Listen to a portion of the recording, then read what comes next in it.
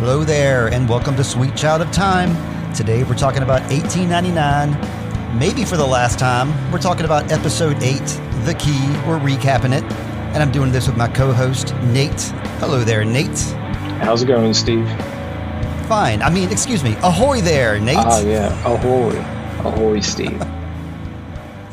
Yeah, Nate, I'm not sure if we're going to be doing the recap plus our season wrap-up or not. So basically, listener, just look at the timestamp on this episode. If it's about an hour and 20 minutes like usual, that means we're just doing a season 8 recap. A episode 8 recap. And if it's about 2 hours or so, then that means we're doing our season wrap-up as well. Just look at the timestamp. We'll figure it out as we go. But Nate, kick it to you. We just finished watching 1899. What are your general thoughts about this? Show's over. Well, yes, but something happened before it went over. Something did happen. Only one thing happened. No,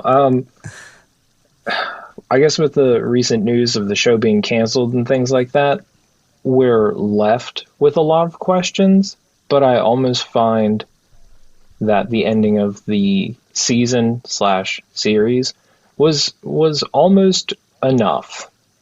It left you with questions, and you could expect more, but at the same time, if Netflix would have released this as just a limited series or whatever, you would almost appreciate it more because there's not more coming after it.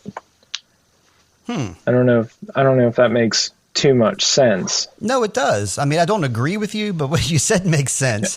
I wouldn't be satisfied with this ending if this was like the ending that they intended. I probably wouldn't be satisfied with this ending because there is too many questions left. But it is a good ending point, I suppose. All right, that's well put. That's better than my answer. No, it's not. We just have different answers. That's all. Well, with the end of the show, I kind of compared it to another show that's out that is a limited series, and it's that Witcher Blood Origin. Mm-hmm. Now, the difference is that we've already had 2 seasons of Witcher, and we're getting ready to go on to the 3rd.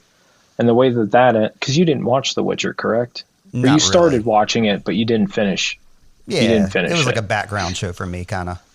So pretty much at the end of Witcher Origins, you see one of the first couple scenes from the first episode of the actual Witcher show. Okay. Now, if we hadn't gotten the Witcher show afterwards, it would have sparked enough interest that I probably would have taken the time to play the games or to read the books or something like that. So, not that there's literature that goes with 1899, at least not as far as I know. There's not. But who knows? Maybe something comes out. I would love a graphic novel of some sort if they didn't continue with. I'd love a second season, and that's what I want to ramp into here. But I'd be content if they just did a novel or a graphic novel or anything to continue the story, because I love the story. Like at the end, when we saw them all like in their pods, and the characters that had quote unquote died were there, like Yuck and Crester were up in that pod too, and they had both jumped off the side of the ship. So, they're still okay, more or less. I was kind of thinking that they were going to zoom out and we were going to be in the pyramid, because I've been convinced that all this is happening inside of a pyramid. But so I was very surprised and excited to see that it was, the giant spaceship Prometheus floating around, but I really expected them to be inside the Black Pyramid. So yeah, it was a surprise to me, but a good surprise, I guess. Speaking of pyramids, I almost think, because, pyramids have been plastered everywhere, mm-hmm. and I don't think we got the true meaning of the pyramid, despite, I know the key and things like that, but I feel like they're supposed to play a bigger part. They've been crammed down our throats for 8 episodes. Right. And we just didn't get enough information about them. So from where the show has ended now, if there would be no season 2 or anything beyond that, do you feel that the pyramids were almost useless? No, because I don't know. I like the imagery of a pyramid. I like the fact that we had a lot of thruples, I guess, like, characters that come in threes. Virginia, right. Yingli, Yuck, Daniel, Mara, Ike, or Daniel, Mara, and the boy, Lucian, Clements, Jerome, etc. But the symbol itself, it's clear that the symbol is supposed to be upside down, like the symbol for Earth. And that's also like the symbol for fertility and motherhood as well. So that's the ship symbol. So I think it's pretty telling that that is what the symbol is for. Is I think it points to Mara being the creator and Mara, being the central protagonist and antagonist of the show. I guess thinking of it just now, I think it only strictly has to deal with Mara because the way to wake up was all based around the pyramid. But I guess the way that I was thinking of it is that they gave the pyramids to have this. They have this mystical, supernatural essence about them. Like the big black pyramid off in the distance, the one that the boy holds. Like, you don't really know what's going on with that. I mean, everything from the earrings to the sign on the ground. Because, I mean, you think about it, yeah, it definitely could relate to Earth, the Earth symbol and things like that. That's totally fine. But maybe because they say that Mara has such trouble waking up, maybe that was her just trying to put in like a fail-safe. That maybe she finally just sees one of them and is like, oh, I know what I'm supposed to do to get out of this. Like a guidepost, kind of. Yeah, kind of. Did you notice that, we're going to get to this when we get to it at the very end of the episode, but she also had one of those pyramid tattoos on the back of her neck, just like Elliot did, when they showed her in the spaceship at the end looking out the window. It was clear. I did not notice it, and I almost didn't even recognize that as Mara. I don't know if it's just because she had her hair up. Yeah. Well, she cut it all off. No. She did. They showed in the making of 1899, they chopped all her hair off for that scene, like for real. I could have swore when she turned her head one time, it looked like she had like a real tight bun or something like that. Nope. I thought she looked like David Bowie personally, so it like confirmed that. Like when they started playing, that's the first thing I thought is she looked like David Bowie. Short red hair, pale, questioning eyes, and then they played David Bowie. It was it was wonderful. I loved it. All right, folks and listeners, actually 1899 was just David Bowie's biopic. So... Well, hey, man, we're getting off to a big start here. Before we get into the recap, I need to go into something. Sure. We all want to save 1899, and there are a lot of projects picking up steam for this. I'm going to put them all in the show notes, but there have been what do you call them? When the petitions. I lost the word for petitions. English is hard. You're right. I signed 2 petitions, one of which was like a preliminary petition, and then there's the real petition going out, which has like almost 90,000 signatures currently. So definitely get bored of that. Get on board with that. Don't get bored with that. Social media, they are asking us, if you post about 1899, to always use the hashtag #SaveEighteen99 and 1899 Netflix, so that those can all be filtered into the same place. Furthermore, there is a letter writing campaign that Steve Barnes is going to get on top of that one. They're encouraging everybody to flood the Netflix offices with actual letters. Not protesting, because the whole point of the letters is to politely ask Netflix to rescind their decision there. So I'm going to put the address of where to write those letters to in the show notes. And the goal is for those letters to be in the mailbox on Friday the 13th. So they'll all get to the Netflix office on the next week. So I'll be releasing this episode ASAP to give you all time to do that. It's something fun to do, and be creative with it. There's descriptions on here of exactly what to do. All you got to do is send a postcard, basically, with those hashtags and your thoughts on it. Some people have some cool ideas to make your letter look like the letters that all the passengers on 1899 received, and put those cool fonts on the back there. I don't know. Have fun with it, but definitely go on social media. Use that hashtag, save 1899 and 1899 Netflix. So I was supposed to say that at the very beginning, but here we are 13 minutes in. Whatever. Sorry. Yeah, it's all right. But yeah, I'm going to go into our recap now. Nate, how does that make you feel? Peachy keen. Right on. So we're going to start out here. We got, this is a beautiful starting of our episode here. We got Mara and Elliot, and they're playing out in that field that's around. Kind of looks like Mara's world, but we know this is Elliot's world. And Elliot found a little beetle, and he named him Alfred. He's not Scrappy, he's Alfred.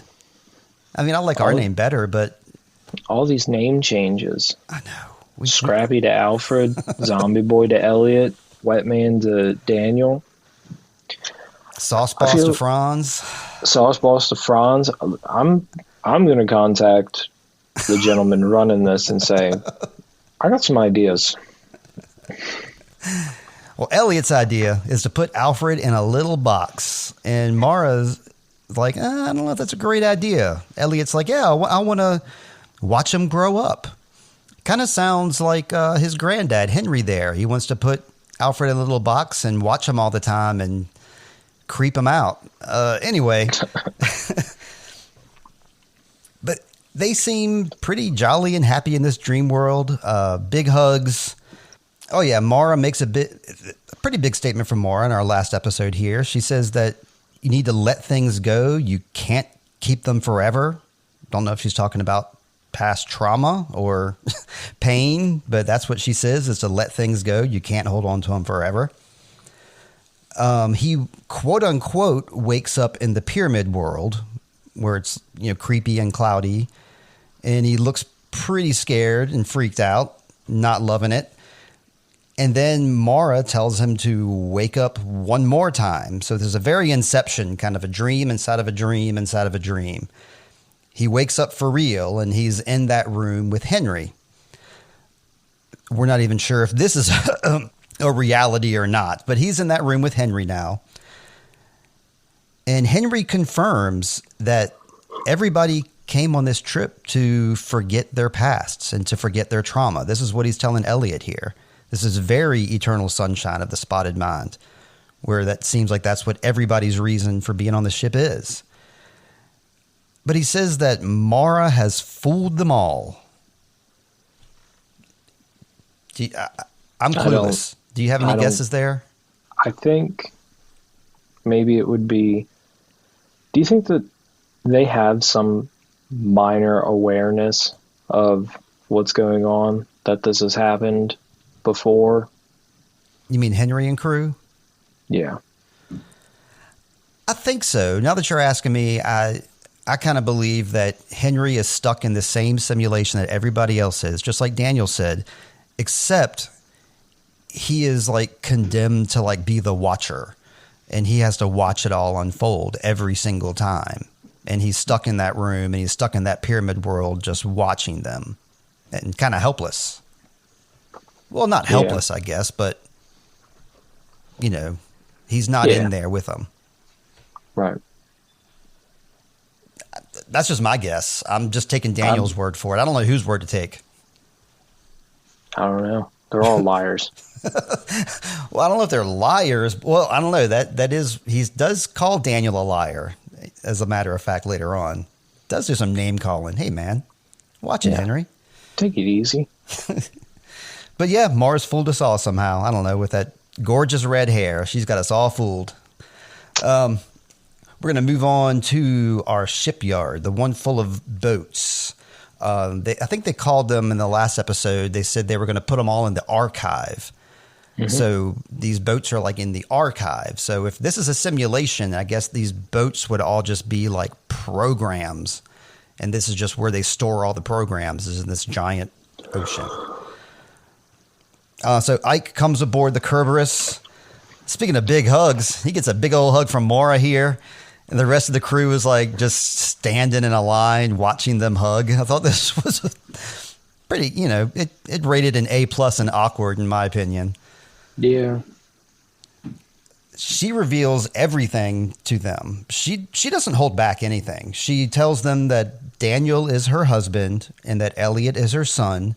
She fills everybody in on the simulation, and she defines the word simulation for them because I think this word didn't exist back then. So she kind of explains it to them, what a simulation is.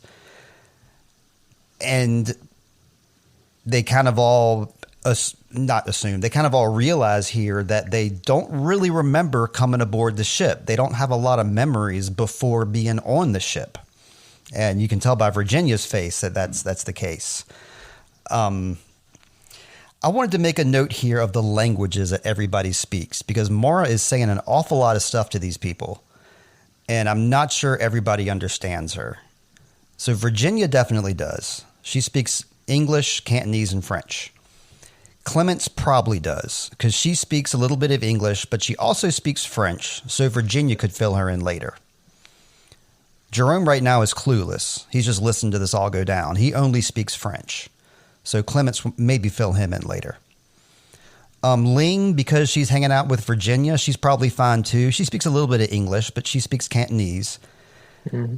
Tove, little bit of English. She speaks a couple words here and there. She's mostly German and Dutch. But then we got Ramiro here. He only speaks Portuguese, Spanish, and very, very little English. So he's probably the most clueless of everyone of what exactly is happening and what Mara has just explained to everyone. They all have letters. They pull letters out of their pockets. Every single one of them has one of these letters. We don't see Jerome pull one out, but we know that he had a letter because he had Lucian's room number. So, Jerome has been sitting here on the path too. So I was a little surprised to see Tove had a letter. And I think there was another character too that I wasn't expecting to see a letter. Ling, I wasn't expecting her to have a letter either. No, she had a letter in her episode, didn't she? I don't think so. Virginia did. We saw Virginia's, but not Ling's.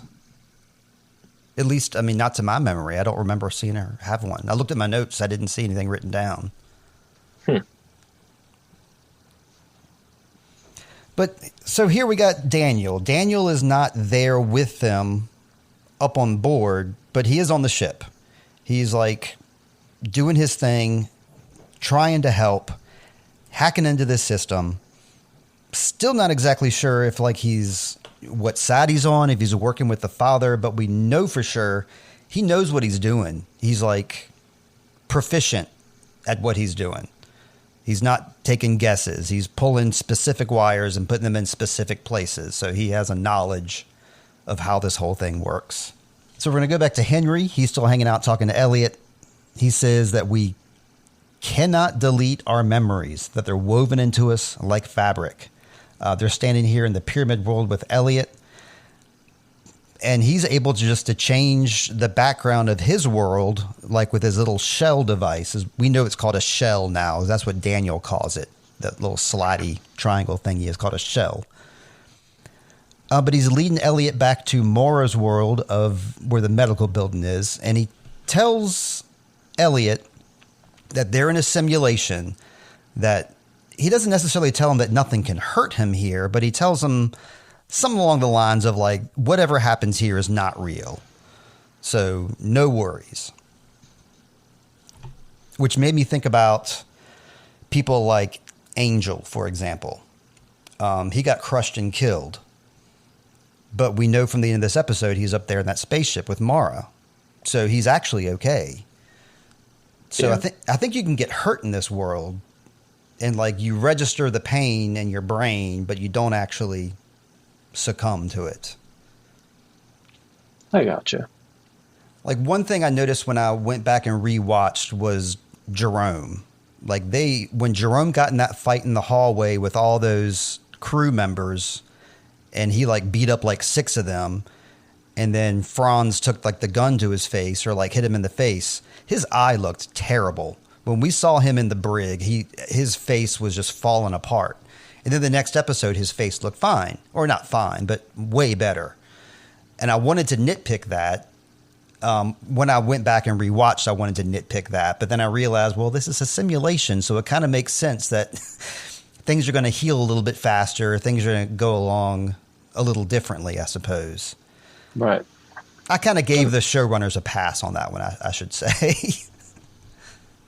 Next point, we are back on the Kerberos, and the gang is encountering all those crystals. Like the crystals are popping up like nobody's business.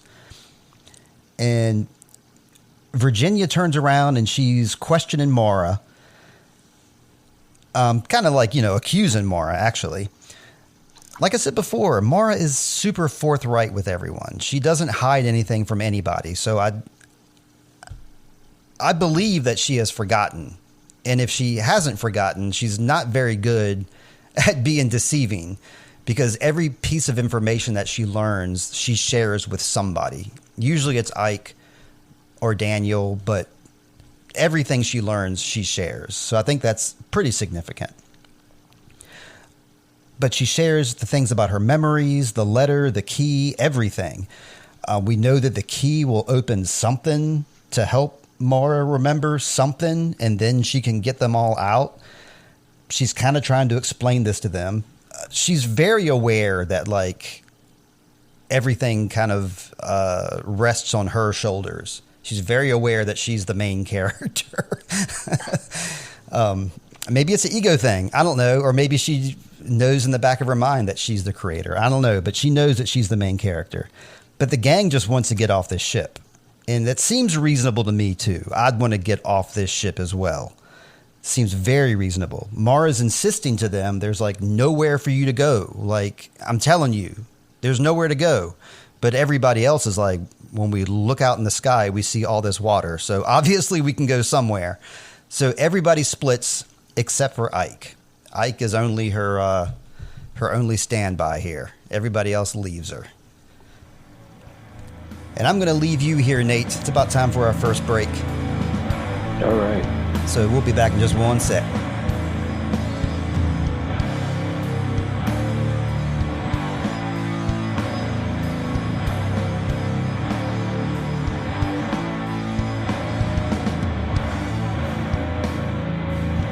Hit it. Yep, and we're back. We were just listening to Drone Gazer there. That was Old Gods, New Masters. Great tune. It's like a 10, 11, 12-minute song. It's awesome. Check it out on Bandcamp. It's on the show notes right there. And we're going to come back in with Ike and Mara. Like Ike is her wingman now. He's hanging out with her. They go down the portal in Mara's room, and it's not there. Like, I think it was the last episode, like, she and Daniel, like, noticed that shaft was gone, and Daniel had to go find another way to do his thing. They try to pry away at it. It doesn't seem to work. And for some reason, like, Mara's ring, I guess we know later that this ring is like it's like a stationary object. It's like a code within, but she's holding the ring, and the ring seems to guide her to Daniel's room. And Daniel still has that shaft, baby. He's still got it. I don't know why his is still there and the others are gone. Kind of thinking it might have something to do with the fact that he is not a regular passenger on the Kerberos. So that might be why his portal didn't disappear like everybody else's did. I don't know. But they have theirs. They go down to Daniel's room, and they basically talk about how Mara doesn't remember things and how the creator created all of this Ike's first thought is always, you mean God? And she never really shuts him down on that one, but we're pretty sure that's not what she's talking about. But here I think this is very significant.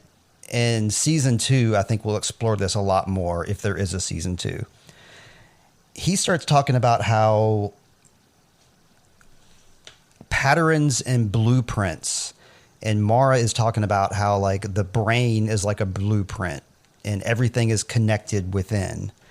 And she's talking about connected pathways, different areas of the brain that are connected with one another. At this point, like she pulls apart the wall and we find like a bunch of more wires back there, another pathway. I just think this is significant because we're talking about all these paths being connected. And we know later on when Daniel does his thing, like the channels get like mixed up, like Virginia and Tove end up like in Jerome's world. And I think that this could be significant to how, like, when they're in that pod up in space and they're all kind of connected with those headsets, that they're all kind of wired in together and they're all kind of having like a large communal experience, except they're all having their own little portions of it. And they're all connected in some sort of way. And I think that this line of dialogue kind of led me to think that. Yeah. Yeah.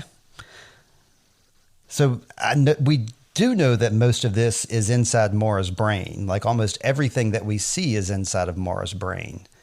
We don't know like if what we see inside Ling Yi's brain is inside Mara's brain also, but we're pretty much seeing Mara's perspective of almost everything.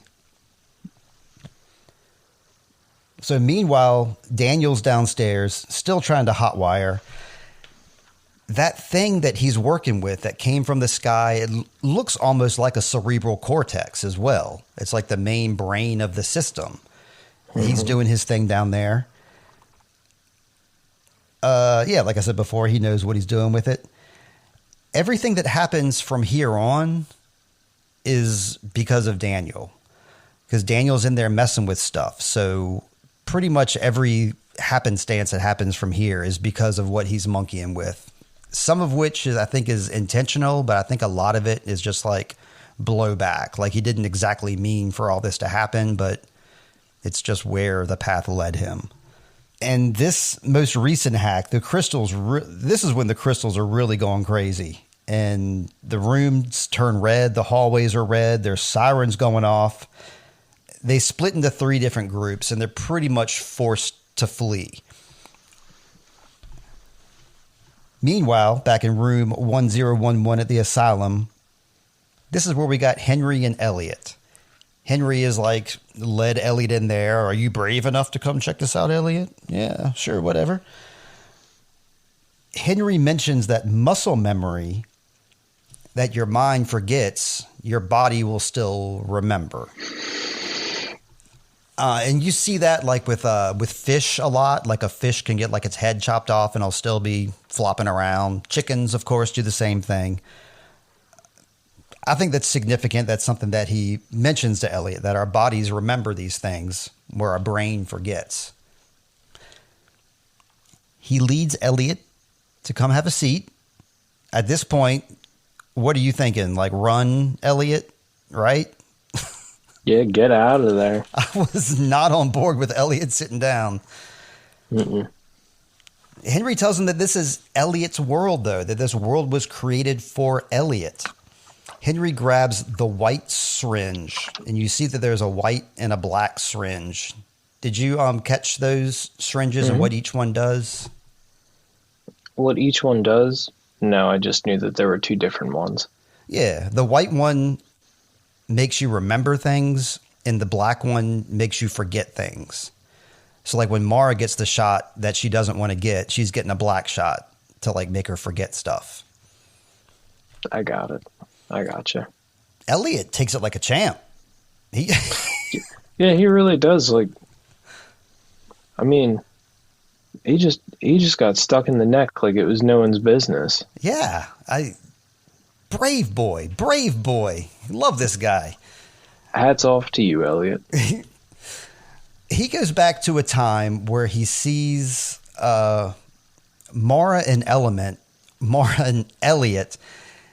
and it seems like they're trying to do some kind of odd experiment on Elliot because they're both wearing like their black suits.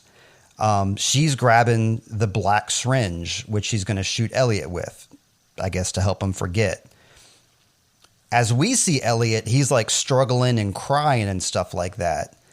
But I got the sense that in Daniel and Mara's world that Elliot might have been dead or unconscious. I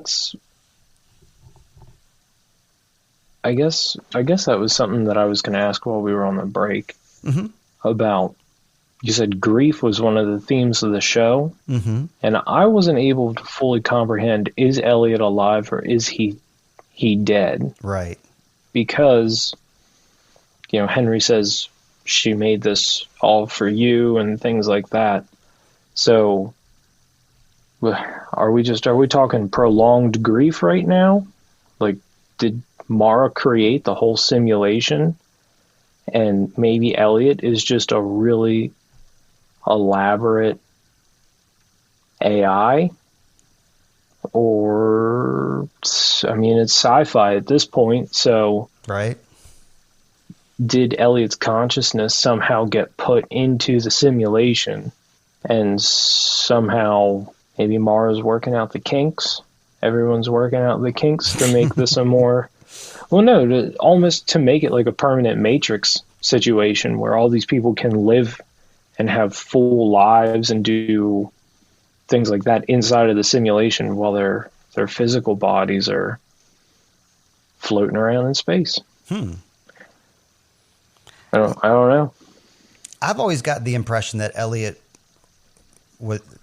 died and that he's dead and that Mara here is trying to like resurrect him in some sort of way. And the only way she can maybe is in some kind of simulated world, because they talk about how the first simulation they made was like Elliot's little playroom.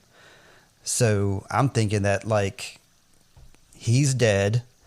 They brought him back to life in some sort of simulation thingy. She gave him the black shot to make him forget, whatever it was that killed him or make him forget his old life.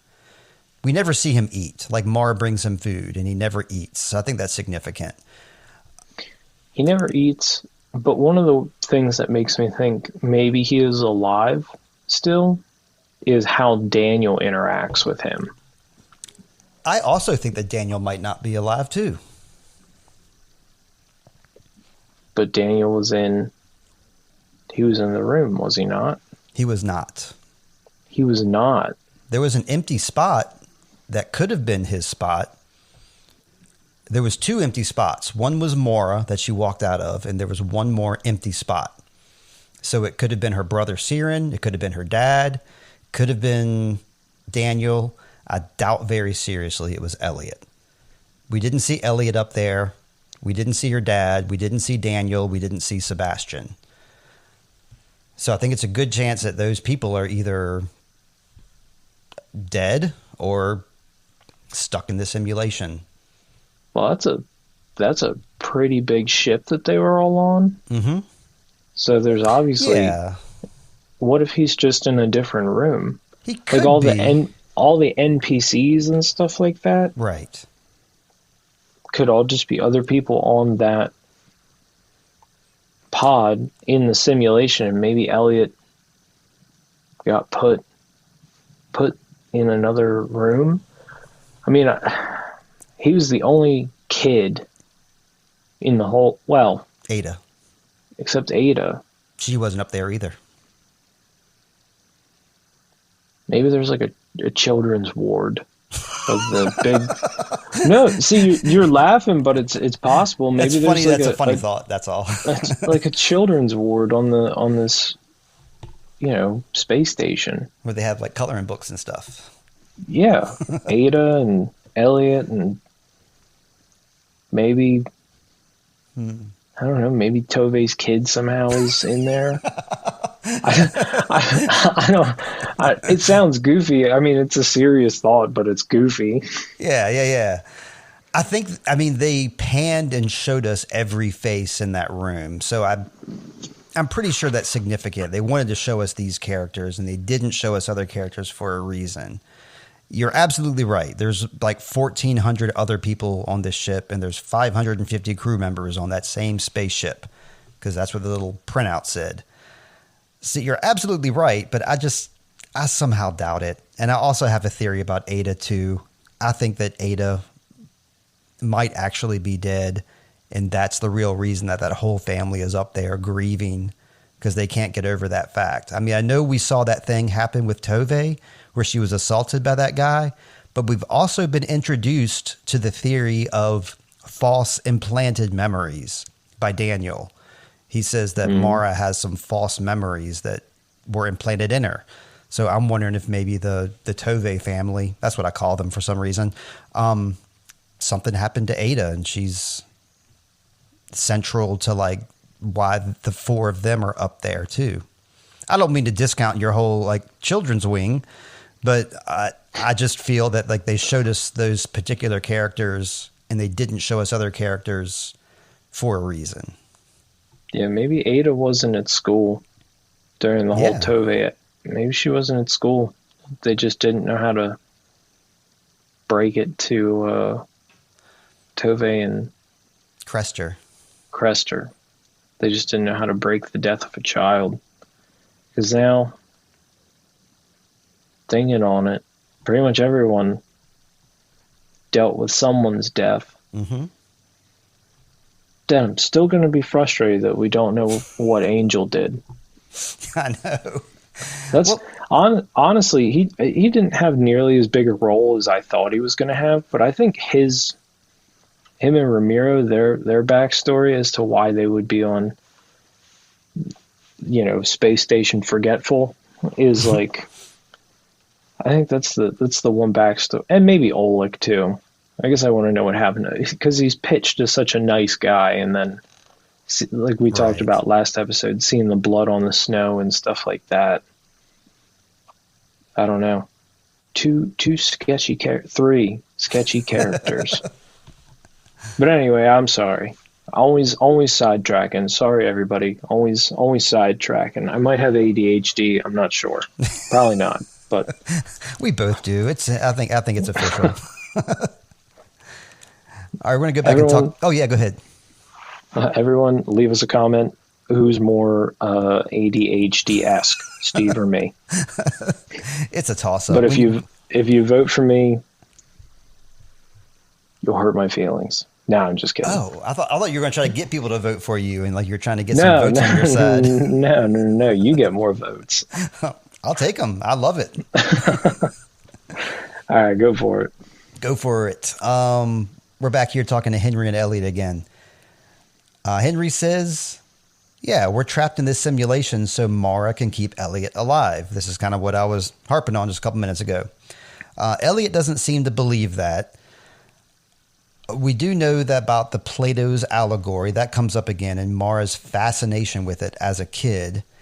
And as a little kid, Mara said, how do we know that this world that we're living in is reality? How do we know that this is not a simulation? And how do we know that we're not on the outside looking in? And her dad kind of comes back and was like, oh, God. And she's like, well, how do we know God is real? Who created God? Are we just his dolls that he plays with? And she's asking a lot of big questions for a little kid and impressing her dad and letting us, the viewers, know that Mara is very capable of these abstract and impressive thoughts, and that she's got the type of mind that could probably build a simulation of some sort. She's got a very scientific mind. Henry tells us that Daniel has been lying, that Mara has the key to the way out, which literally she does, I guess. Daniel's hacking the system, and it somehow makes things, I don't know if it makes things worse. It seems like it makes things worse to me. Like there's doors gone. this is where the realities get mixed up, and these strange doorways open, like these, not doorways, but these portal ways open that everybody is kind of forced out of. So I'm not sure of the significance of that, if he was trying to force them out. I do know that Mara's hallways don't have any crystals in them. She seems to be like just having an easy time walking around while everybody else is getting squished out. But we're all in different memories now. Virginia and Tove go to Jerome's memory. Ling Yi and Ramiro are in Ramiro's memory, except they have different perspectives of who's in that well. Like Ling Yi hears it's her friend that she accidentally killed in the well, but to Ramiro's ears, it's Angel that's in the well. Jerome and Clements are in Ling Yi's world, and they think they hear Lucian in the box in there. Sebastian's watching all this go down on the TV sets, and Henry sends Sebastian out to go get the key. We're concerned, let's see. He's concerned that Daniel is trying to wake her up. But I'm thinking, don't they both kind of want to wake her up? Like, it seems like they both kind of have the same goal, but they just can't come to a consensus with each other. Because doesn't Henry want her to wake up as well? His stance is a little confusing because it sounds like he wants her to wake up, but I don't know if it's like because he's suffering in the simulation, if she has to stay and suffer too. I'm not sure. Well, Henry thinks Daniel's trying to hide something. He thinks that Daniel's doing all this, and he's asking Daniel, like, what are you trying to hide? Which is something that he says. And I didn't quite follow that either. But it puts the doubt in my mind. Well, maybe it's that Elliot's dead. Maybe Mara just really has no idea. Yeah. Yeah, Daniel is trying to kind of get Mara to figure things out, like on her own terms. Like right. in episode 1, like the kid like handed her the pyramid. So like in her hand, she had the pyramid, she had the boy, she had the key in her locket. She had everything right there that she needed, that she could like just simply put that key into that pyramid in episode 1. But I think it took a lot of convincing, because you can't just tell somebody, hey, I'm your son that you forgot, and that guy's your husband, and you put this little key in this thing, and then you're going to wake up. And, she needs to come to these terms herself instead of believing some craziness of a guy who swam across the ocean. Wet man. Wet man. Well, we have some situations here with our side characters. Ling Yi heard her friend like yelling in the well. That freaked her out, so she like ran off through a portal and ended up in Oleg's world. And we get this really cool shot. I don't know why, but maybe it just looks cool. Oleg covered in oil. Oh yeah, I thought that was pretty cool when he comes up out of I thought it was great. Shed. But I didn't know what it meant. Like, I know we got the black pyramids and we got the black liquid that makes you forget. It just didn't make any sense to me. It looked very cool, but I just couldn't figure out why he was in there. Oilik. I have no idea. But he maybe he was there to lead Ling Yi, because he goes and opens up another portal to help her out. I think we're trying to get everybody to reset at this point. It seems like the pathway is just to reset everything. Henry tells Elliot, oh yeah, this is nice. He tells Elliot that his dad will always choose his mom over him. Thanks for that thought. Nobody wants to hear that. Even if it's true, you don't want to hear it. Yeah. We're going to come back to Mike and Ike and Maura, though. They're back, and they haven't been through this crazy trauma. Like, everybody else has been going through some big-time trauma. I didn't mention, like, Virginia and Tove had a little situation, too, and Virginia's hand starts disappearing. And she's flipping out. But Ike and Maura, they're fine. No crystals in the hallway. No nothing. Yeah, I was thinking about that, too. Ike and Maura are the ones that decided to stay in the ship and try to figure things out. And the other 6 were like, we need to leave. We're leaving the ship. And then they were met with all this craziness, all this weirdness. And I know that Daniel messed with the code to make that happen, but I think that's significant. Like, they tried to leave and they all suffered. Ike and Maura didn't, and it's not to say they didn't suffer, but they didn't go through like some weird head trip like everybody else did. Right. They all meet up again, though. Ling's pretty confused here. She's asking after Oleg. Angel, we hear Angel start singing, and we know it's him because that's what the closed caption tells us. And his singing leads everybody away. Meanwhile, Maura lets Ike know. If they were like a couple, that's what it would be like, known as Mike, I guess. Like, she lets Ike know that about the simulation. And at this point, Sebastian enters the room. And he wants the key. He's not taking any guff from anybody. He's like, no games, just give it to me. Maura hands it over to him. And then Sebastian, unfortunately, turns the captain off at this point. He does the thing, and Maura starts yelling at him. And he says, it's too late now. I can't do anything. So all he did was like turn off Ike's body there. He's laying in Maura's hallway. And then Ike wakes up in his other reality, right?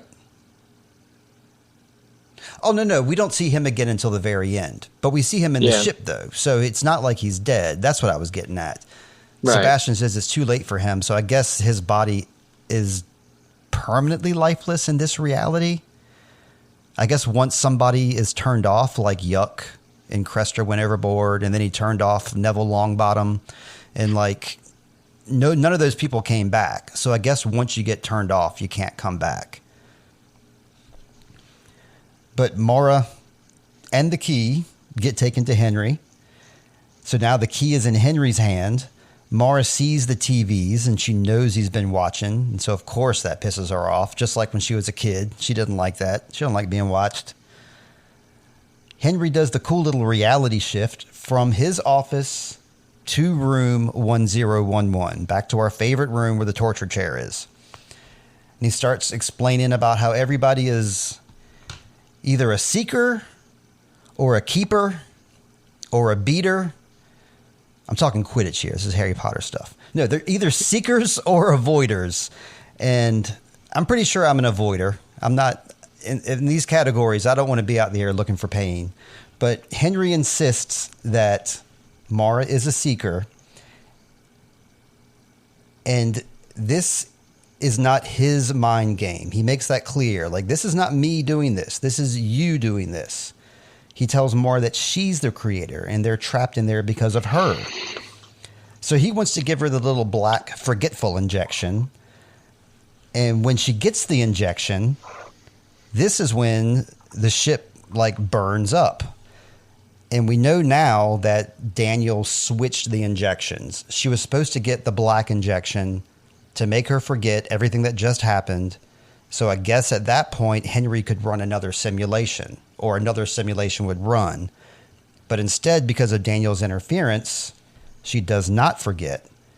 What happens instead is the ship simulation burns up, and we see everybody burn up inside there. We don't really get like a good goodbye for all these folks, but our 6 side characters are now gone.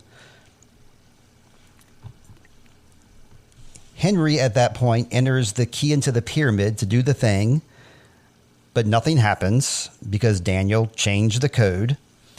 And at this point, Maura wakes up on Pyramid World, and then she sees the cross, and it's illuminated. That's like Elliot's grave. in the religious imagery, and we can't bypass that, very religious imagery here, that she walks towards.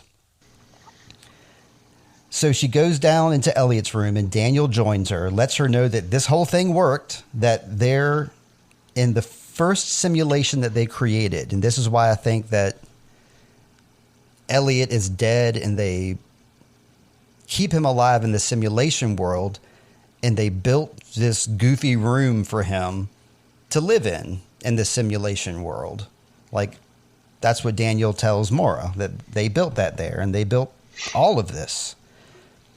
They switched the ring of the pyramid around. The injections were switched around, but her brother has been in control this whole time that Maura's been in the simulation. We don't know how long that is, but her brother, according to Daniel, has been the guy running things. And that he's got to be stopped for whatever reason. Daniel says, and this is interesting, like Henry's all like, Daniel's lying, Daniel sucks. But Daniel says about Henry, he's just as stuck here as we are. So I think Henry has the wrong impression of Daniel, or Daniel's a super good liar.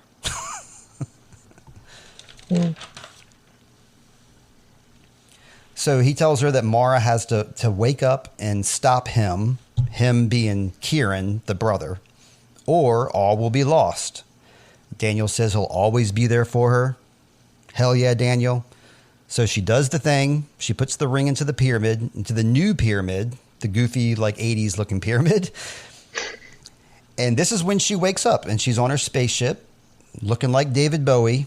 And this is who she sees in order. She looks around the room, and she sees Virginia, Ike, Crester, Tove, Oleg, Ling, Yuck, Ivan, Anchor, Angel, Ramiro, Lucian, Clements, and Jerome. So there's no Daniel, no Elliot, no Dad, no Sebastian. And when you watch the credits at the beginning of the show, and like all that cool stuff is happening, and like they showed like the actors' names, they actually list 20 actors in those names as like stars of the show, like the whole cast or whatever. And that cast does include Maura's dad and Sebastian and Daniel and Elliot. So I think it's significant that those 4 people are not in this room, but the other 16 people are in this room, all 20 of them right here, or not here. So that's when she looks out the window. We notice she's got that pyramid tattoo on her back, and we see 2 empty pods, and she goes to the monitor, and it's her brother, Siren. He's the one that we don't like, that does that goofy saying, may your coffee kick in before reality does. That's a Siren thing. So, yeah, we don't like Siren already. I already don't like the guy. The same coordinates that he gives her, that ship is floating around, are the same coordinates from earlier in the episode, like between the Pacific and the Atlantic Ocean. So I'm not sure if Earth exists and like this ship is just like floating around where Earth used to be, or if those coordinates are just to like have a home spot to like have the simulation on. But at any rate, we have 1,423 passengers and 550 crew members on the spaceship Prometheus, which equals 1,973. 1973. I think that's significant that it's a year that is right in our wheelhouse here. David Bowie's song came out in 1969. So I was kind of thinking it'd be cool if this song came out in 1973, this Starman, but it did not. Currently, we are at October 19th, 2099. Siren says, hello, sister. Oh, welcome to reality. We don't know if he's telling the truth or not, though. This is yet another reality. This could be our 4th reality, or this could be the real reality. But this is the end of our episode. What do you think? Do you think that what she woke up on was real or not? If you're a good scientist, like I'm imagining Siren probably is, and Maura is, you have a control group, and then you test your variables against the control group. So Variable one would be how, emotions and things and whatever they were really testing, test them in 1899, and then you test them in 2099, so 200 years. So shoot the gap, pick somewhere in the middle, and maybe that's where they're really at. Okay, yeah, that's a the great... middle would be your control group, I guess, because that would be what the true reality is, what's happening right now.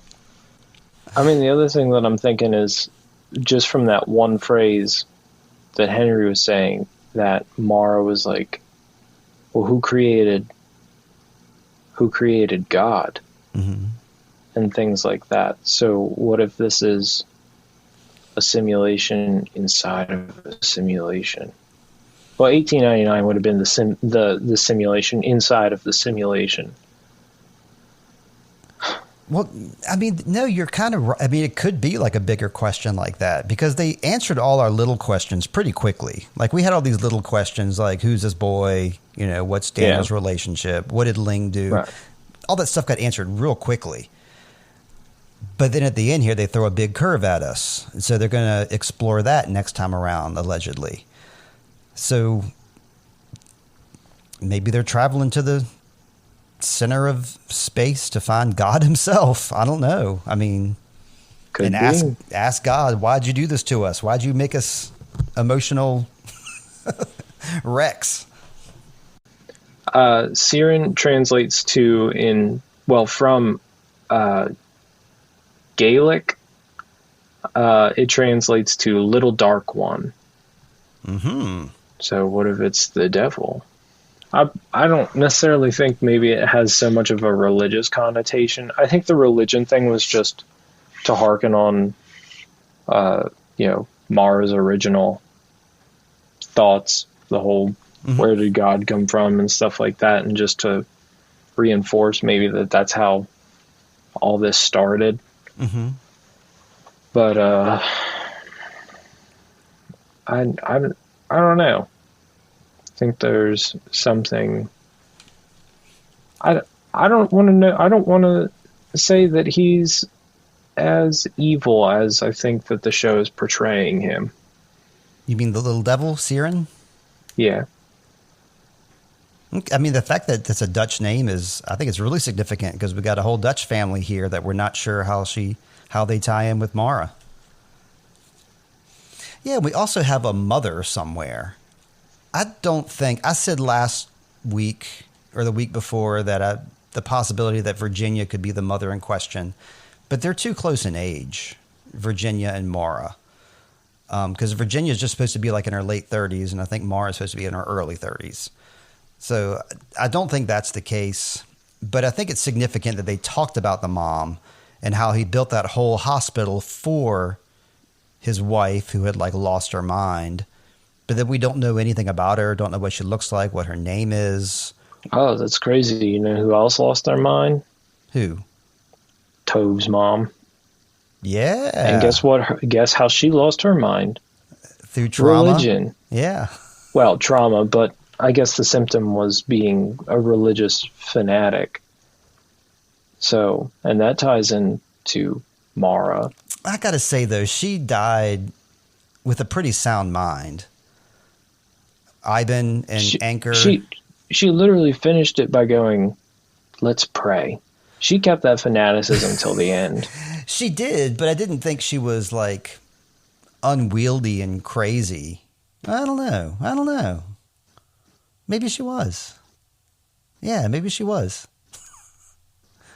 Unwieldy and crazy. A brief moment of sanity, instead of lapse of insanity, right? Isn't that what it is? Mm-hmm. Isn't that what they say? Instead of a lapse of insanity, it was a lapse of sanity. Like every now and then she'd come to her senses. Yeah. Like when she pulled the gun from Tove's hands, that was the most sensible I ever saw her. Yeah. Dang. Well, let's take one more break and come back and talk about the season. And I'm going to check in with James real quick. I hope you don't mind that, but we're going to check in with James during this break. We're going to listen to some Drone Gazer first. We'll be right back. Alrighty.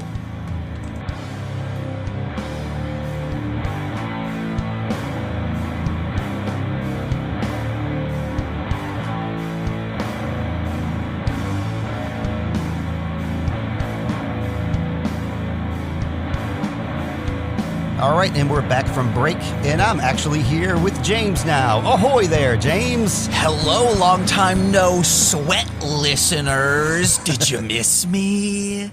They've been writing letters each week saying, bring James back, get this Nate chump out of here. We want our James. They've been writing, hey, just stay with 1899. We don't need this sweet child of time bull spit. I mean, that is right. I made a pretty solid choice in doing 1899 because that really bumped up my my podcasting abilities and my weekly releases and everything. So that's why we're here, man. 1899 has not been renewed for Netflix, which is a big boo in Netflix's face, right?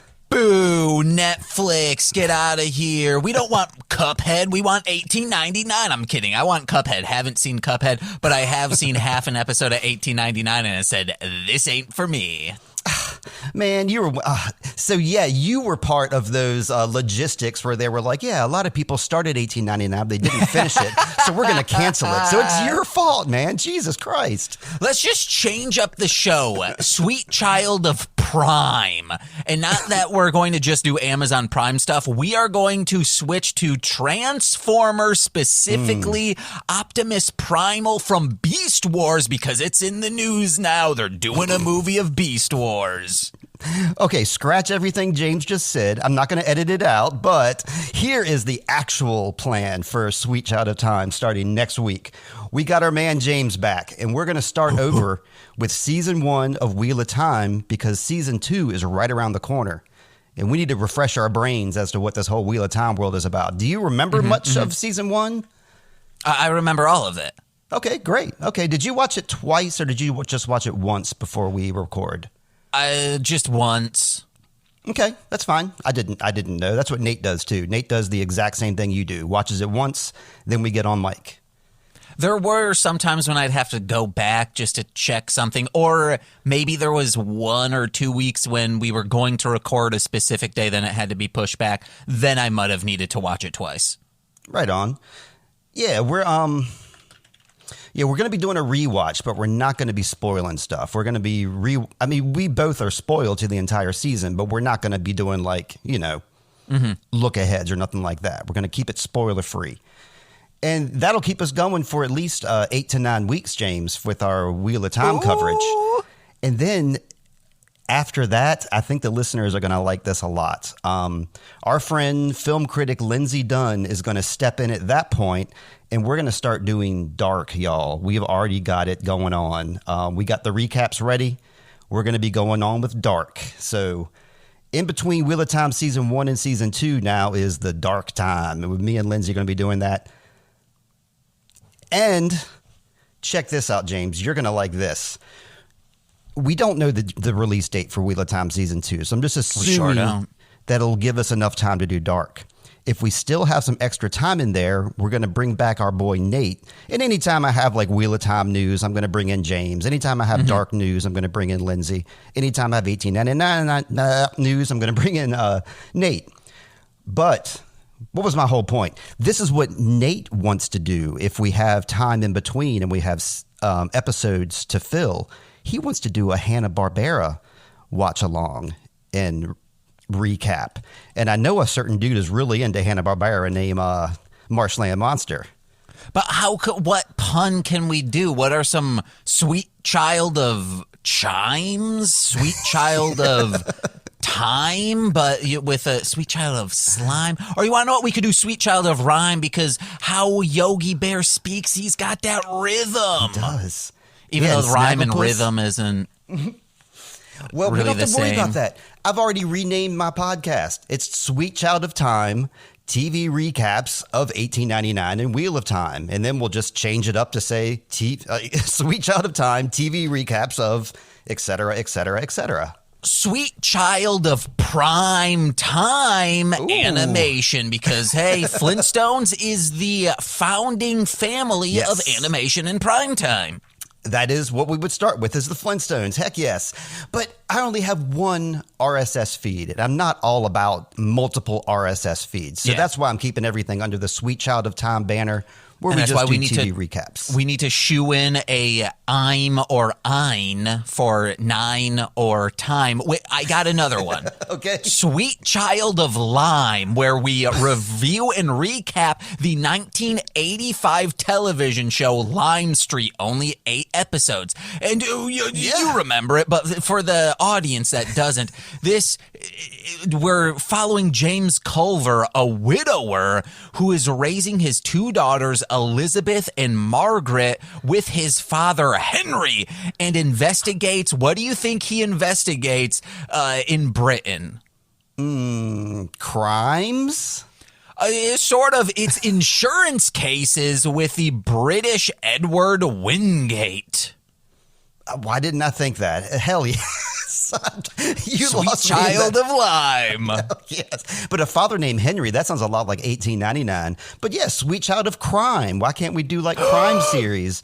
Or Sweet Child of Mime, where we get on and we just like make motions to each other but don't actually talk? Holy Christmas. If we did Sweet Child of Mime, we could shoehorn that into Hanna-Barbera. There was an episode where there was a clown who lost his color and he became a mime and he was evil in Powerpuff Girls, which is technically a Hanna-Barbera production, unless we're doing the last season. I followed that a lot better than I followed the Sweet Child of Lime thread. So we could also do Sweet Child of Crime and just do Scooby-Doo. Isn't that a Hanna-Barbera property too, though? Yeah, that's what I'm saying. We're confusing everybody. We're just Sweet Child of Time, y'all. Let me just put a kibosh on this whole thing. I mean, James, would you like to start up some multiple RSS feeds and we can do multiple shows? I got it. I got it. Yes. Sweet Child of Wine. We just get drunk and talk. Oh, we can do like a meetup with the Winecast. Isn't that what that's called? What's your other podcast you do? The Rewind, which is a podcast that I edit and I used to engineer, but because of pandemic and whatnot, they come over. Sweet Child of Swine. And we just do, what's that Garfield spinoff? Peppa Pig. I would do Peppa Pig. Okay, I guess we could. Orson, I think is his name.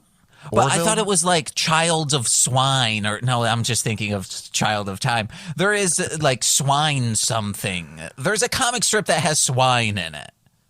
Okay, we got to find it and get it. Oh, do we have Sweet Child of Shrine, and it's religion, baby. That's my favorite, man.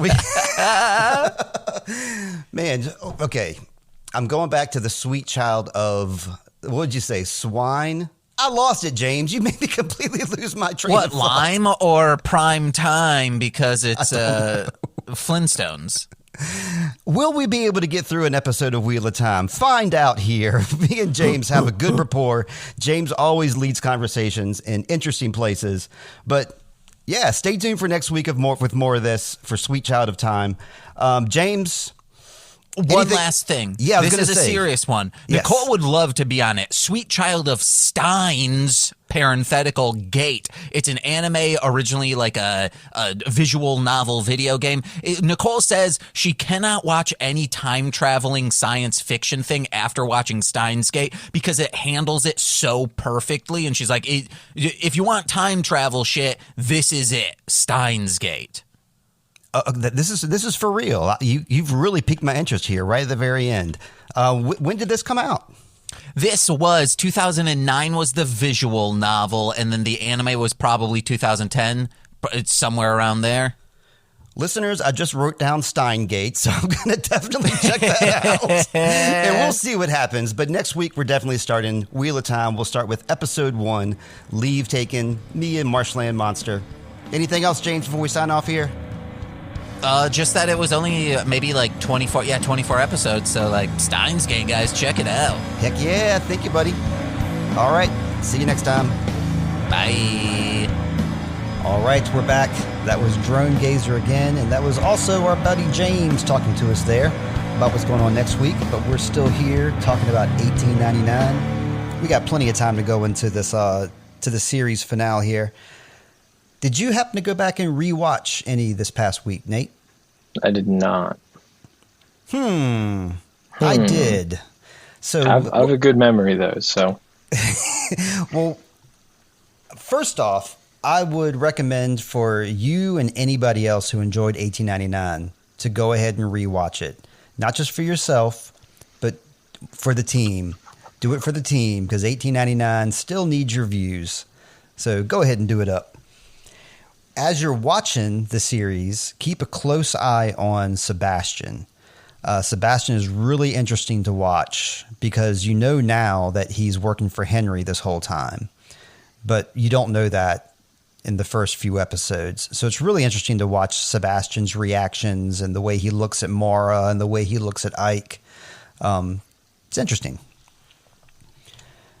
Something else from episode 1 that we didn't really talk about was the two guys that were shoveling coal down below. We had Landon, our funny guy who had the garlic, and then his buddy who was always kind of questioning Landon. Mm-hmm. His buddy had a back tattoo that I didn't notice until the rewatch. He had a full back tattoo of like Moby Dick's tail, and it tosses a ship upside down, and you see like an upside down ship across his shoulders and a bunch of people falling out of the ship onto the whale's tail. I didn't notice it because he has so much like soot on his back, it's hard to see. But if you freeze frame it at just the right time, I mean, I put it on Instagram too. I think I put it on either Instagram or on Reddit. At any rate, it's there. That was cool. It reminded me of Dark because there was a character in Dark that had a very significant back tattoo that had to do with the story of the show as well. And then Elliot and Mara both had their little triangle tattoos on the back of their necks. And makes me wonder who else has a tattoo, little triangle tattoo. I don't see any others. Going back and rewatching it, I noticed that Virginia has the triangle symbol on her green dress and like woven into the pattern. So that's something to look out for too.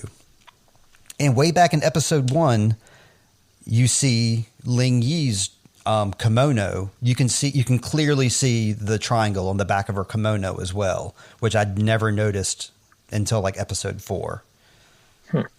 But it's all there episode 1. And also there episode 1, like I already said, Elliot hands her the triangle. She's got the key right there. You know, that just kind of neat that all this stuff was right there at the very beginning. I wanted to say something else about Landon. How much I liked Landon. And he kept talking about wolves, and that was like his theme, basically, was his preoccupation with wolves.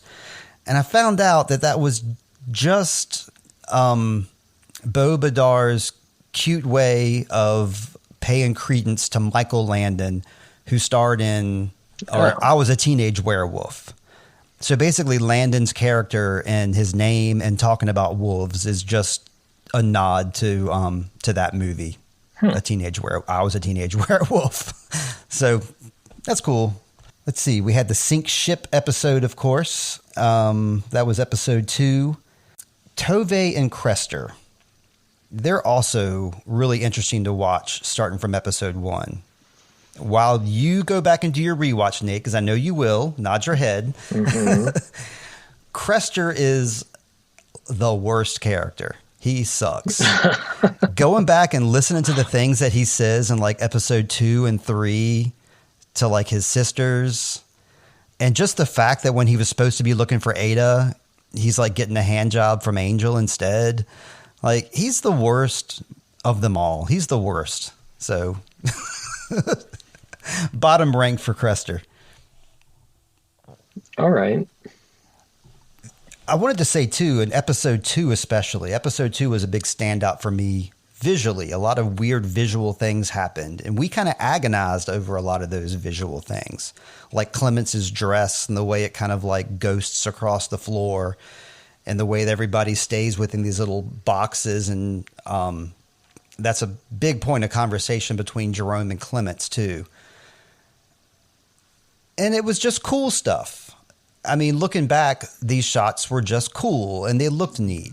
And like Landon and this whole talk with the wolves, it was just fun. I support that. I mean, it's okay that it didn't have like a huge meaning just because it was fun and it made me laugh. And like certain scenes were just neat, shot well. A lot of really dark scenes that you couldn't really see what was happening, but you kind of could. They were like just dark enough. Mm-hmm. And then they would have these outside shots, especially like with Tove's world and with Jerome and Lucian back in the war, like really like sunlit, brightly beautiful shots in the full sunlight. I mean, I don't know. Even though some of these scenes didn't really mean anything, I still love them. I'm still with it. Oh, my favorite part. This is one of my favorite scenes, and it's made me laugh every time I see it. It is not supposed to make you laugh. It's when Ike busts in the room on episode 2, busts into Maura's room, grabs Elliot, shoves him against the wall, and is like, "What are you hiding from me? What are you doing?" And like the boy starts crying and freaking out. It's just so out of character. It makes me laugh. I don't know why. It's not supposed to make me laugh, but it does. It's just unhinged, and I like it. Oh, Ada. Let's talk about Ada again. Remember how much we were bagging on her for like just laying there, like not looking dead? Yeah. That's what she was supposed to do. Yeah. Yeah. So good job, Ada. Yeah, good job. Sorry to Ada's actress for making fun of you for not knowing how to act. You did a better job than we could have done ever. That's right. Something I noticed in episode 3, the boxes were really significant there. We had Alfred in a box later on, of course, Jerome in a cage, Ling Yi in a box. But when I watched the intro scene to The Fog, I don't know why it was this episode that it dawned on me. The very last shot of the opening credits, you have a close-up of Maura's face, and like the color turns from yellow to red, and the boat like this, it skirts across her face like that. You see the boat. And I noticed in this episode that Ike has a scar that goes the exact same way that the boat goes across Maura's face. And I told Heather that, and Heather said, "You're just looking for things. That doesn't mean anything." But both those things are on purpose. That's not the actor's scar. That's a scar that they put on his face. Mm-hmm. And the boat going across Maura's face, of course, was a creative choice. So I think that they're connected more than we realize. Obviously they are. Like Daniel and Maura are husband and wife. So Ike can't be a lover, but he can be like a brother. He can be a brother. Let's just say that. I'm leaning towards or yeah. You ready for this? Maybe. So to run with one of your previous statements, what if Daniel is dead? Mm-hmm. Elliot's dead, Daniel's dead. Okay. What if Ike is the new love interest and Daniel is just, well, PO'd about it? And doing everything he can to stop them from getting together. Yeah, what if he's the one that makes the simulations fail every time so that he can keep Maura close to him? That makes total sense, actually, because I do kind of think that Daniel's not necessarily alive. I think he's kind of in the same realm as Elliot. So, heck yeah, man. Jeez. And yeah, they going back and rewatching these episodes, Daniel and Ike do not like each other. Mm-mm. Like, they agree with each other every now and then, but it's grudgingly. Right. I like that a lot. Episode 3 is also where Maura says that she lost everything. That's what she tells somebody at the beginning of this episode, that she's lost everything. She doesn't want to go back to Europe because she's lost everything. So she doesn't remember anything at this point, but she knows that she lost everything. And to me, everything means Daniel and Elliot. So I'm agreeing with you. Episode 3 was the first time we saw those white cabinets in the doctor's office, and that's where the iPad was the whole time. So if Dr. Murray could have just grabbed that iPad, he maybe could have done something with that. The overall sound design of the show is crazy good. Like almost every scene when you're inside of a cabin with another character, you can hear like the other conversations happening in the other cabins. And I was putting on headphones trying to like make out what people were saying in those other conversations. I mean, because they could put anything in there. Like I know when I do songs and I'm like, yeah, I want to put something, you know, a whispery voice here. I'll usually pick something that I already have on audio and then like alter it. Mm-hmm. So I'm wondering if the show creators did that with this dialogue and just kind of like made background dialogue out of that, or if there's clues hidden in that background dialogue that we're not picking up. Let's see. Episode 4 was the one I was telling you about, that Jerome's eye suddenly looked way better than it did the previous episode. But I give that a pass because we're in a simulation. This is the episode where we talk about the two sides, where there's the good side and the bad side. I mean, later on, everybody joins side, but right in the middle of this episode is when everybody's divided, which is significant. We see Daniel's ring finger is all burned up in this episode. That's the only time they show it to us. I think that lends to the theory that Daniel's not alive anymore. Because he can't put that ring on that scarred up finger because whatever reason, I don't know. And this is the episode where the boy gets tossed and returned, the Jonah the Whale situation. The Calling was my favorite episode. Number 5. Absolutely. The one that ended with Black Sabbath. Mm-hmm. This is the one where we saw Henry for the first time. This is where we got introduced to the tunnels for the first time. Oh, yeah, and this is the episode that confirmed that Crester always sucked, was episode 5. Just some of the things that he was saying to Tove, like, this is the episode that he said, it's not my fault what happened to you. And we don't know what happened to her at that point. We do now, and just the way he said it was so crappy.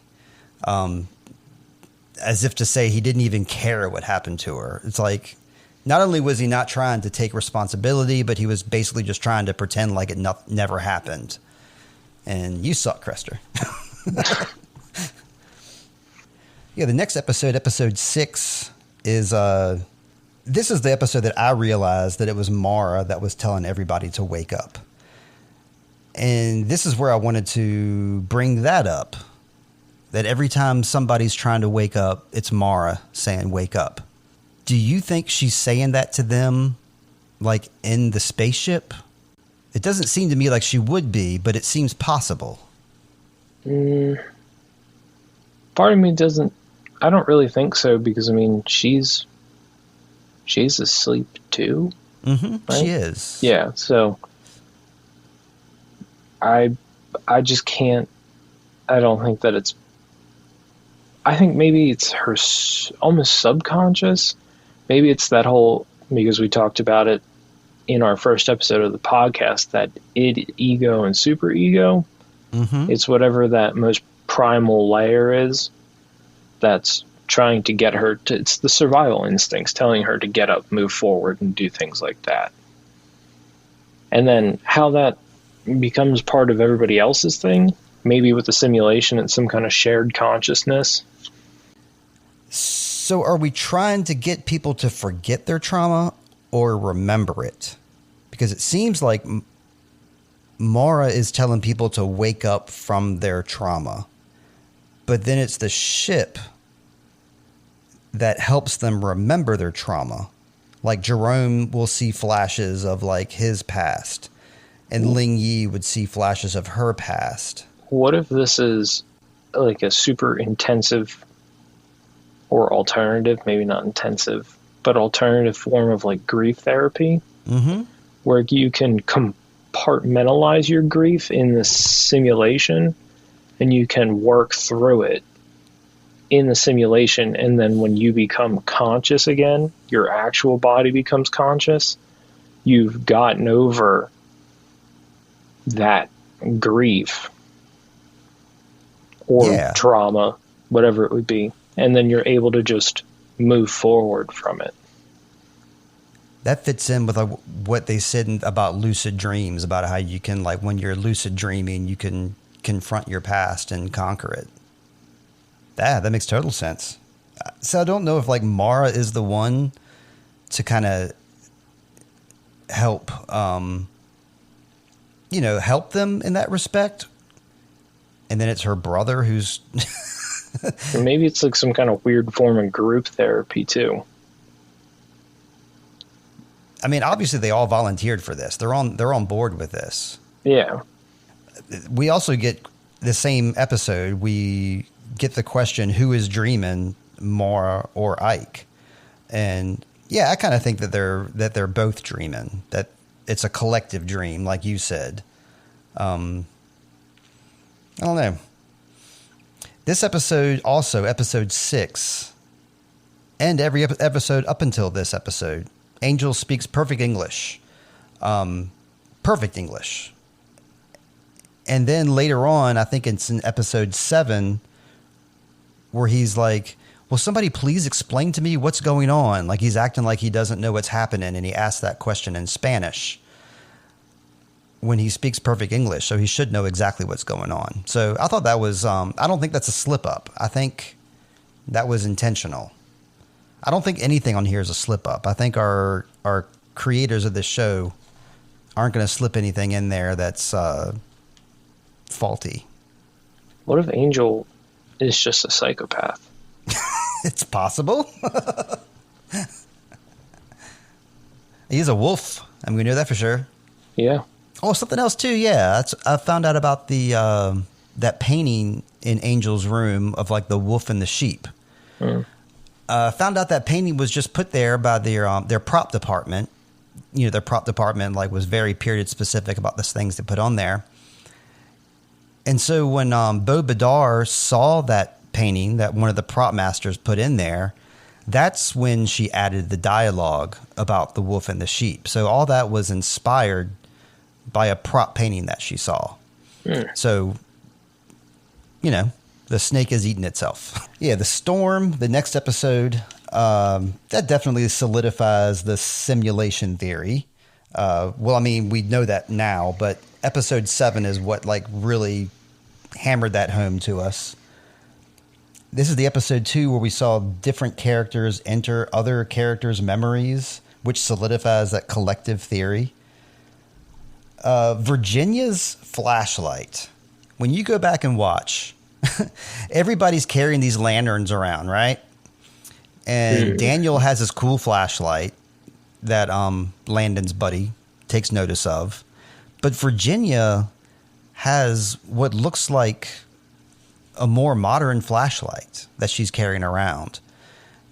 And Heather said, no, it's just a lantern that is directing its light in a certain way. But it looks like a flashlight, man. It looks like she's carrying around a flashlight. What's that, episode 7? Yeah. Because after... No, I'm sorry, episode 6. Episode 6. Episode 6. Because after we saw the TV screens, I tried to keep a pretty open eye for anything that was going to be more modern compared to the year 1899. Right. So, like, we saw the TV screens and then the devices and the flashlight, Daniel's flashlight. But I don't know if that was a flashlight that she had.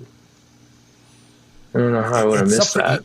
I never got, like, a real clear look at it, but everybody else had their lanterns, and she had this thing that would, like, project like a flashlight. And it looked black too. Some just check on the rewatch, Yeah, in the last episode too, I wanted to mention that the whole Tove family was up there except for Ada, which makes me believe that perhaps Ada was the reason for their collective grief. and that maybe that this the assault that happened to Tove is a planted memory, or maybe they're tied in together. But what we do know is Ada is not up there with them in that spaceship. And the last episode just made me think, what did the different pyramids and the different keys even really matter?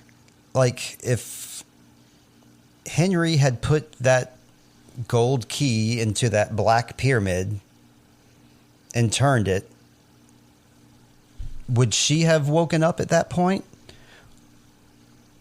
Because it seemed like that's what would happen. That's what it's sitting inside the pyramid, wake up. Mm-hmm. But instead, Daniel got control of it. And Daniel's pyramid and ring made her wake up instead. So I'm wondering if she woke up with Henry's pyramid, if she would have woken up somewhere else. Or if the whole cycle would have just started up all over again. No, Daniel just reprogrammed. Mm-hmm. So doesn't it just make that pyramid, the black pyramid, just becomes useless? I guess so. But let's say he didn't switch them. Wouldn't the same thing have happened, like when Henry put that key into that pyramid? That Mara would have woke up? Yeah. Because all he did was switch the receiver. He put the code into a different receiver. I feel like that's a little outside of my wheelhouse. I mean, me too. I don't really know how to grasp how that would work, because I guess I just don't understand that enough to make an educated guess on it. I don't know. I don't know either. I don't know.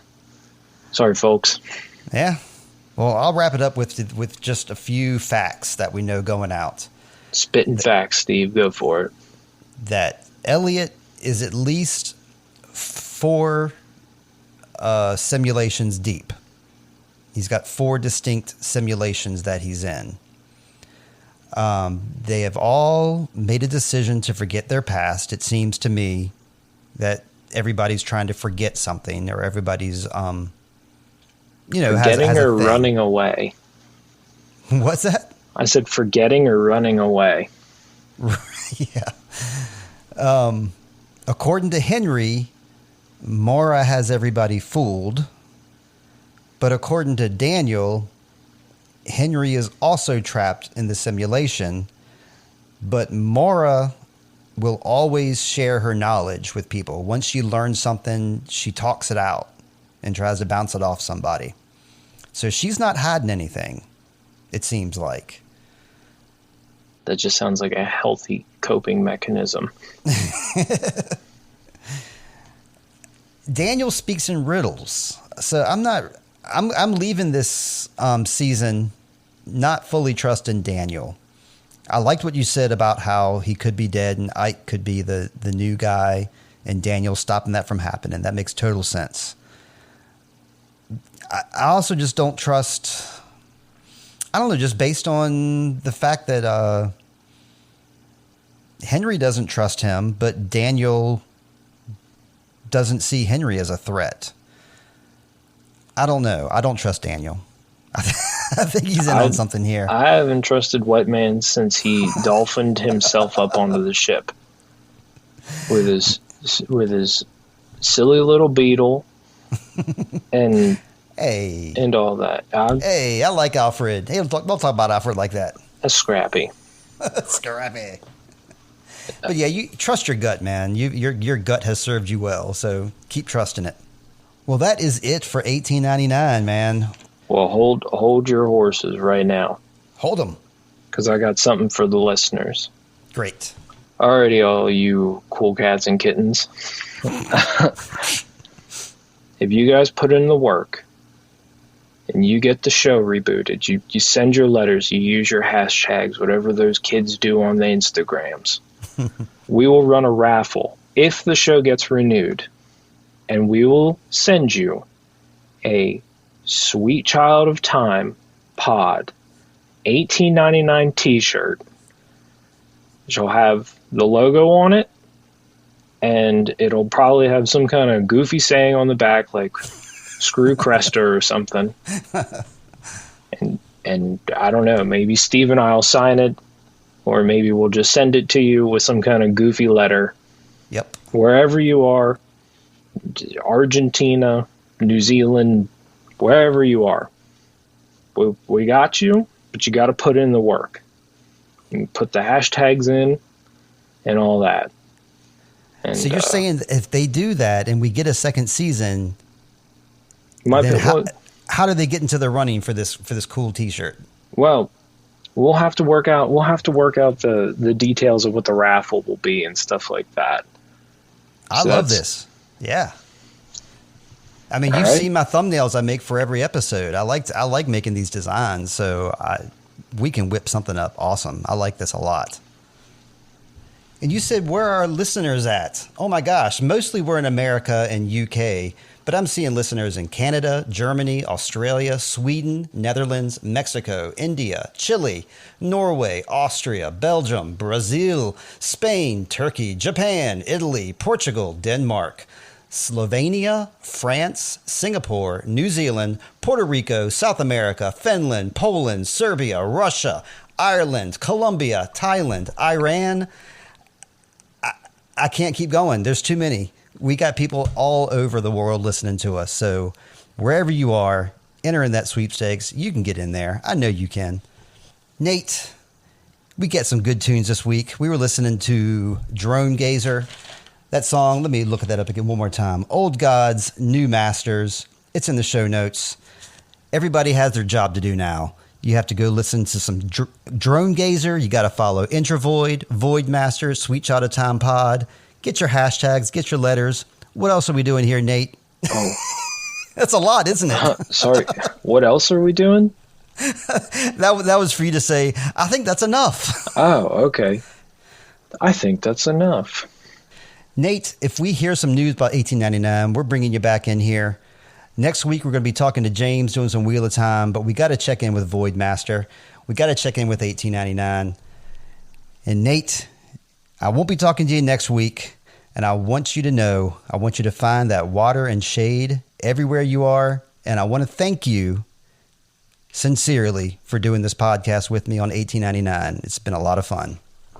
It certainly has, and I appreciate that you let me come on here and ramble the way that I do, and I appreciate all the listeners who, have to hear my, what I'm doing right now, my long pauses and all that other kind of stuff. I know Steve does a really, really good job editing and things like that, and I'm sure you guys have enjoyed this. So please put the work in.